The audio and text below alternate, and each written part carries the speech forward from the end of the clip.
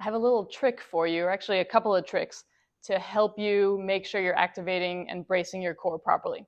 So the one I like to use the most is with a blood pressure cuff. So this is just normal blood pressure cuff. I ordered it online. It's not expensive. What I'm going to do is use this while I'm doing my core activation. So I've got just a little bit of air in it. And if you don't know how to activate your core already, I've got a separate video for that. So I'm going to put this down on my mat.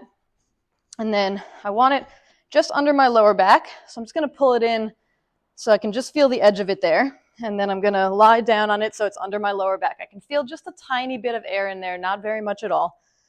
And then what happens when I activate my core, I can actually see the needle on the blood pressure gauge move.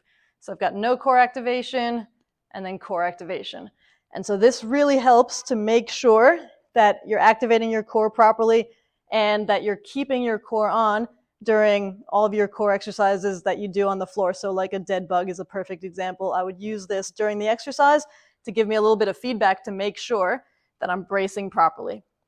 Now, if you don't want to get one of these, totally fine. You can do it without it. It just helps to give a little bit of feedback. The other trick I like to use, if you don't have one of those, is just to use kind of a rolled up towel and put that under your lower back. So leave a little bit of it hanging off the side. You need a buddy for this though, or I guess you could try to do it yourself. Let's see. So as I activate my core, I'm again pressing into that towel. And then if I try to pull the towel out from under my lower back, I can't do it.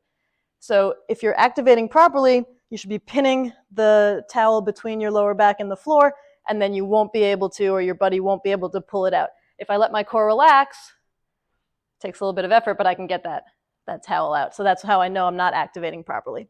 So those are a couple of tricks to help you if you're having some trouble activating and bracing your core.